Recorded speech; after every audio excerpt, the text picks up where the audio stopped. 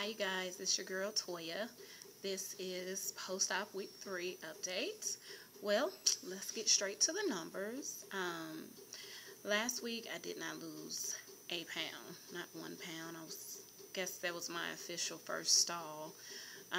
Got on the scale yesterday and I was down another 2 pounds. So that's a total of 32 pounds since the pre-op diet and surgery, and from my highest weight, that's a total of 41 pounds. So I am beyond excited. I'm beginning to see the weight loss in my clothes. I think I lost a lot of inches last week because I can really tell in certain outfits, certain shirts, certain pants that the weight is coming off. So that's good news. Still working out. Still walking rather, still working out. So, still walking. I got the Zumba Exhilaration DVD kit, and it has little toning sticks. They, had the infomercial on TV, and I had been seeing it forever, and I wanted it, and Bed Bath & Beyond had it, so I went and got it. So I can't wait till I can engage in some Zumba again. You guys know I love Zumba, so that's gonna be really fun. I probably have to wait a couple more weeks, at least a couple more weeks before I can really get started. Still slightly sore in my, main incision, but other than that, I'm moving great. I'm off of the couch, back in my bed, which is awesome. What else did I want to share with you guys? I found another protein shake that has more protein in it. It's Premier Protein. Has 30 grams. So right now, I still had some of the Atkins protein shakes left over, so I do one of the Premier protein shakes and I do one of the Atkins protein shakes. That gives me 45 grams, and then the other protein I get from, the food that I'm eating, because at this point I'm in the puree and soft food stage still. I've been getting the chicken in, I've been doing chili, which I love chili.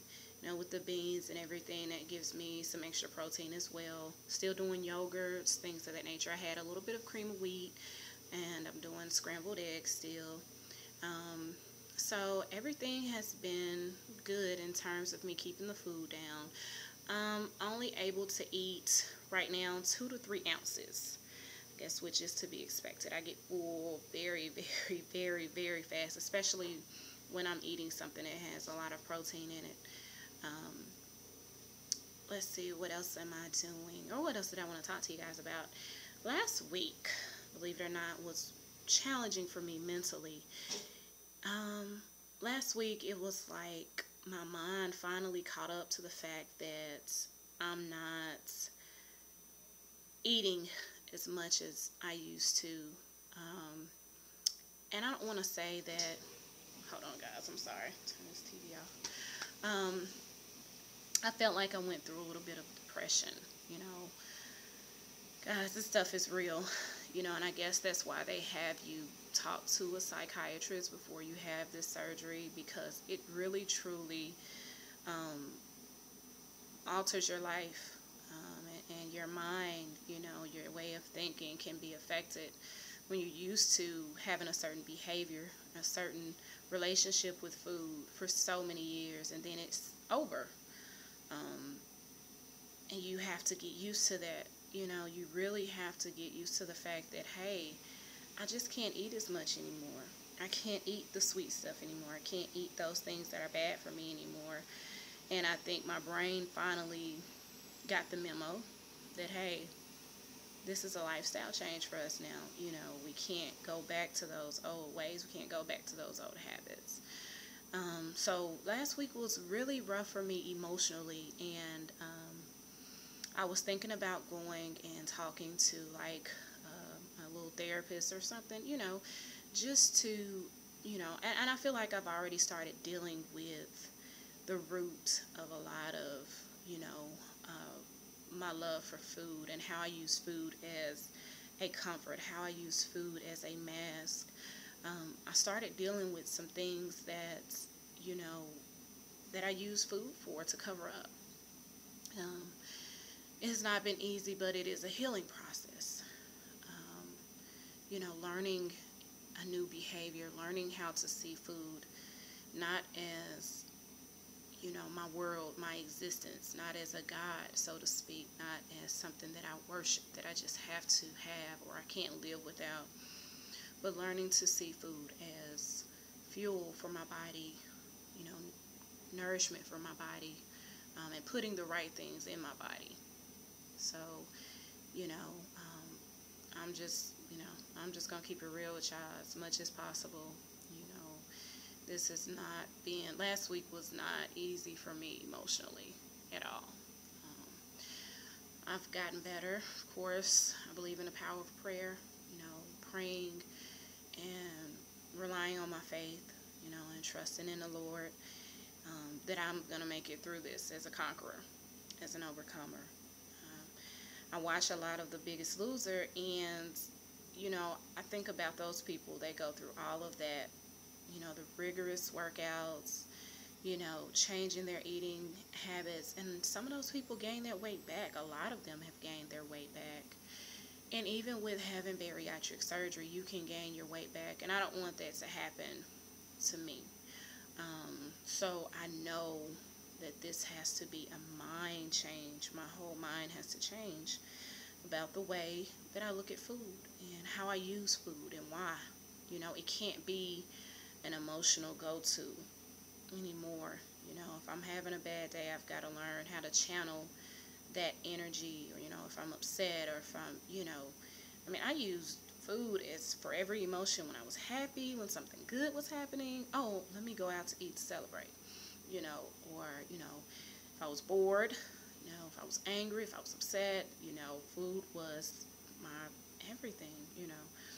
So, hey, deuces to an unhealthy relationship with food is what I call it.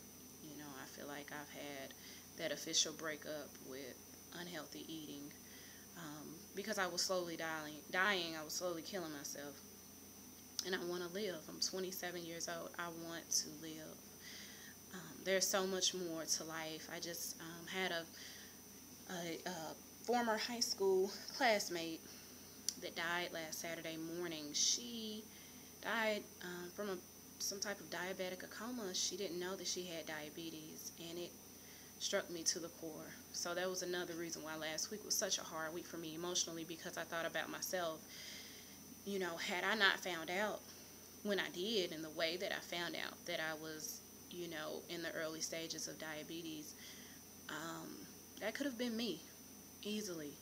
You know, if I hadn't, you know, went and gotten checked up, you know.